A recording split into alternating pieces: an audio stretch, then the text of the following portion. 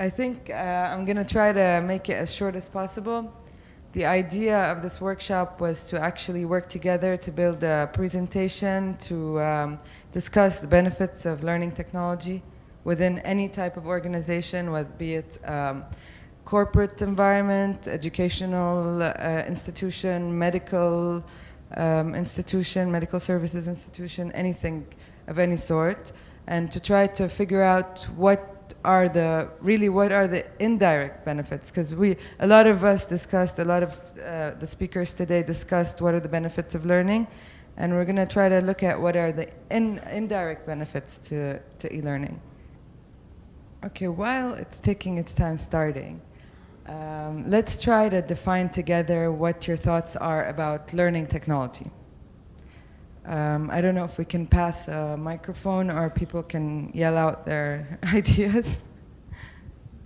What is learning technology in your opinion? Sharing your knowledge. Okay, sharing knowledge. Yeah, like you learn something and try to learn yourself and share what you learn to others. Okay. One thing also, other thing is it's like passing over, like yes. And also it's a more as you said, a lot of people say social learning, so it's more social. So it's not like one interaction. It's been like a network. Okay, so there's collaboration. Yes. There's do you think planning or maybe instructional methods or pedagogical methods are also considered learning technology yeah, of course, solutions? they play a important role, especially if you want to deliver it online or deliver it to be electronical. So you have that challenge to set it in a proper way, to use the proper tools, and to attract students in direct way, like as most of them are using Twitter, for example, to discuss, because to remove like this delay or the barrier between learners and people who actually produce the information. And also there is one aspect like no one talk about, like environment, like you're using electronic devices or so you're not printing out so much books, so you're saving other way. That's a good that's a good benefit. Okay, great. Okay, good. So what we're going to do is try to go as fast as possible through this presentation. It's going to highlight a little bit a concept. So let me tell you about cycling. Who bikes? I'm going to tell you about cycling. So the first question is, who actually cycles? More, yeah, 3 people, 4 people, 5 people. Okay, good. So you understand the mechanics in a bike. You have two wheels, and the back wheel actually is the generator of the push to move. So here, that's why I thought of the concept of a bike to represent the corporation, where the bike that actually causes this movement is the employees, the people who work at the organization, and the bike that moves forward is the service that this organization provides.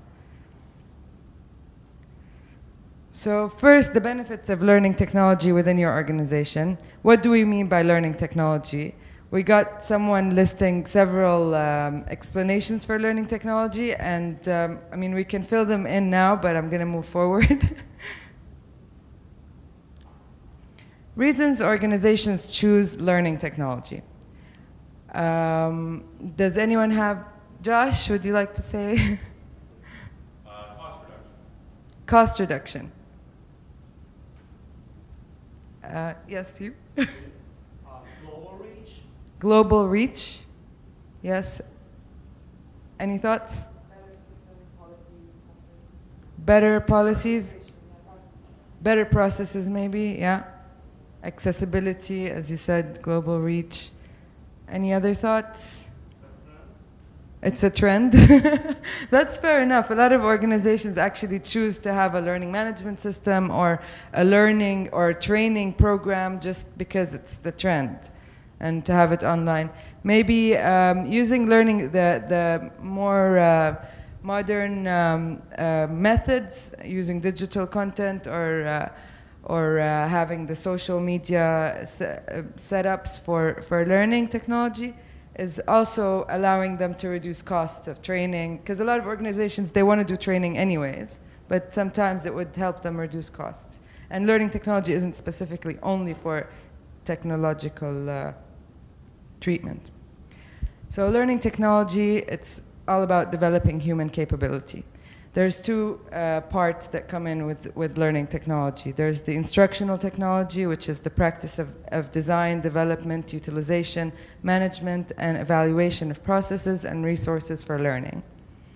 Also, there's the aspect of educational technology, or the technology that is used within the education framework, and it includes other systems, education, it includes, but not limited to, software, hardware, as well as internet applications, wikis, social media, Web 2.0, wikis, blogs, Twitter. So basically what we notice is that organizations are transforming themselves into learning organizations. And this term is coined or created by Peter Senge, who said that organizations are dynamical systems, as defined in Systematics that he wrote, in a state of continuous adaptation and improvement. So basically, based on this definition of organizations and this wish or draw to become learning organizations, a lot of organizations are actually moving towards learning technology. 4 challenges face an organization in initiating a change. There must be a compelling case for change, and this is what we're talking about is change into a learning organization from a typical. There must be time to change. Help must be provided during the change process. As the perceived barriers to change are removed, it is important that some new problem, not before considered important or perhaps not even recognized, doesn't become a critical barrier. So we have the bike and our corporation. And on one side, we have people who work within the organization, and then we have the services the organization provides. And these are the wheels that drive this bike into a certain direction. But what, in terms of bike mechanics, what actually causes the wheel to have energy to move? The pedals. And the pedals are connected to a chain. And this chain can represent basically our interactions within an organization. So we have a chain that connects the pedals that we run or the corporation is running, and that connects it to the wheel. The back wheel is pushing this organization. So one of the chains and one of the activities that I would have liked to do, but I think we're going to do it as a group this time, is to try to identify the different challenges that different parts of this chain would face based on any change into a learning organization. So one challenge could be how can a manager control employee time management? If I'm giving them access to this learning content, if I'm giving them it's self-paced, let's say, like depending on the solution that you give, what are the challenges that management faces? This is one example. I just jotted down one point. Maybe management needs to revisit its role, and it stops becoming a monitoring position rather than it's an accountability or responsibility position. So this is one example of addressing different part of the organization because as a result of addressing a learning technology solution for the organization. Another issue might be corporate loyalty. So one challenge is skills taken at the job funded by the organization, and they're actually used to empower employees and to leave with this knowledge and use it somewhere else in another company. And so corporate loyalty becomes an issue. Do you have any idea what would you deal with, how would you deal with actual the issue of corporate loyalty? Anybody? You can go. So if you work for Pepsi, you're drinking Pepsi, not Coca-Cola. So that's a company policy. Like one thing is maybe to actually add a clause in every employee's contract that you can't work with a competitor company for a certain number of years. So when you have something like this and you're instilling a learning organization, you might want to have something like that as a policy to rectify the possibility that the people who take training and are costing you money in their learning curve are actually going to be, they're going to... And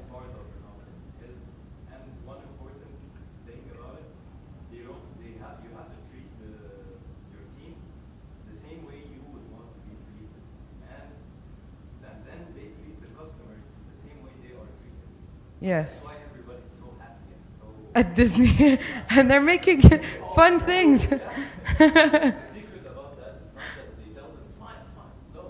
No. They're treating them the same way they are treating the customers. Right. Family atmosphere. And that you are Disney. So what does it take to create this culture? Do you get shares? No, I think it's the concept of treating people. It's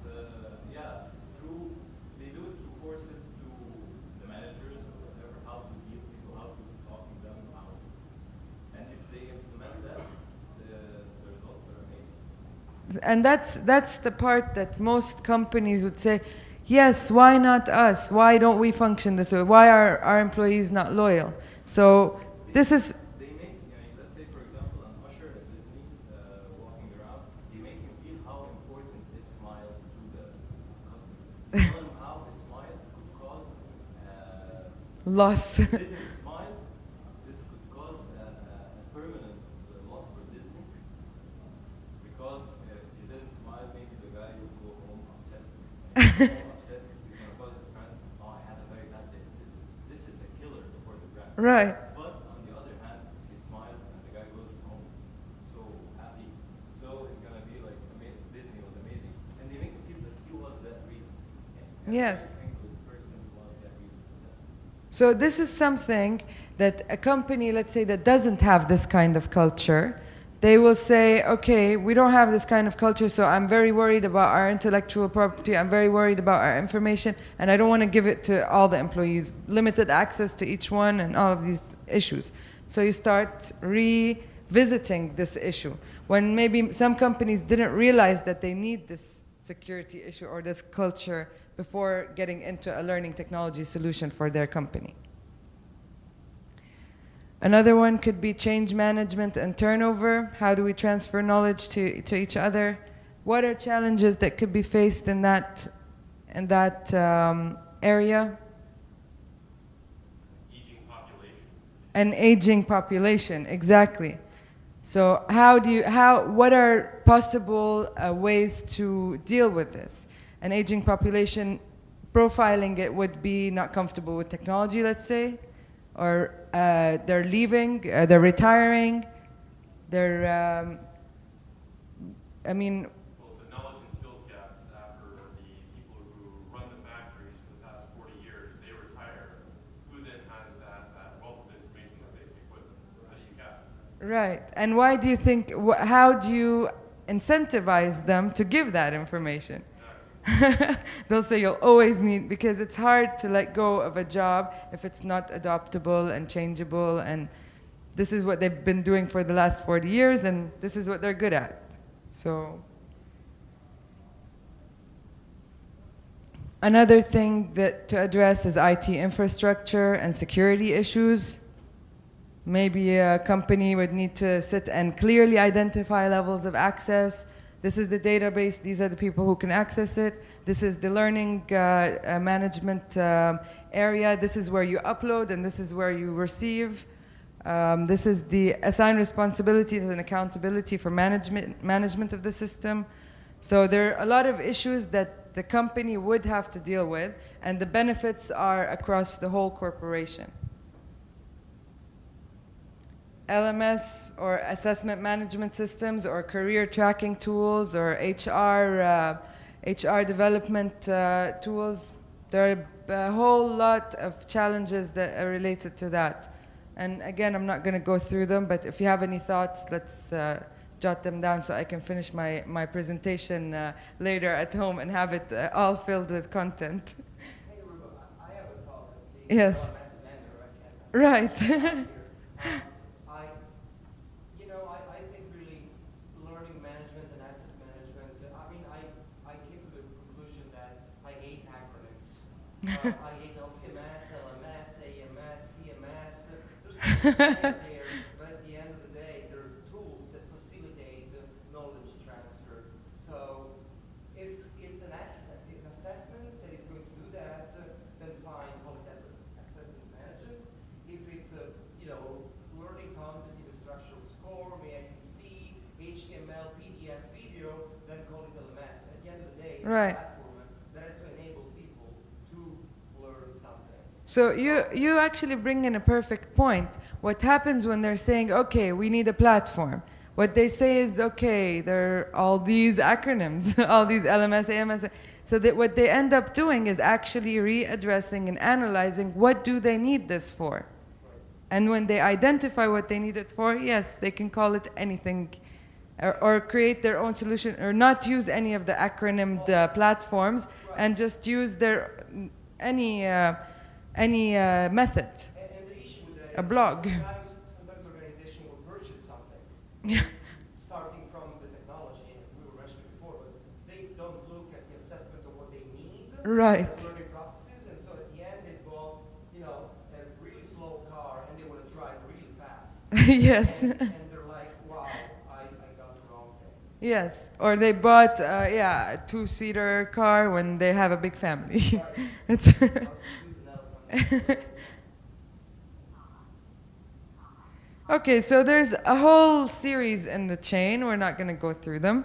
Basically, the end, the real purpose is for that chain to move smoothly, to move effectively, to be able to handle weather conditions, changes in the topography, the landscape.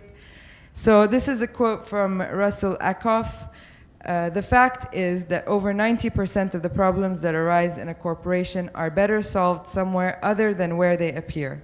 But you can only find that through an understanding of the interactions.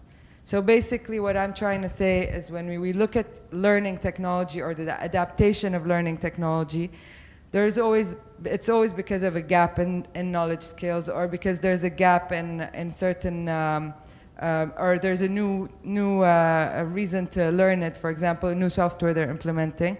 But in the end, by doing that, by doing this exercise, you're actually going into the whole chain and the interactions with the whole chain because you're forced to, really. And this is something very healthy for a corporation. And guys, who raised their hand that they cycle? Okay. And since you're hopefully here Saturday. This Saturday is the last Saturday of the month, and we have an initiative called Critical Mass. Critical Mass is a bike ride every last Saturday in Beirut, every last Saturday of the month in Beirut, and we just go around the city. It's really fun. So whoever's interested, we have a Facebook page. All right, we're done. Thank you, and thank you very much for staying this late. I know the program the program ran late, but thank you very much for staying.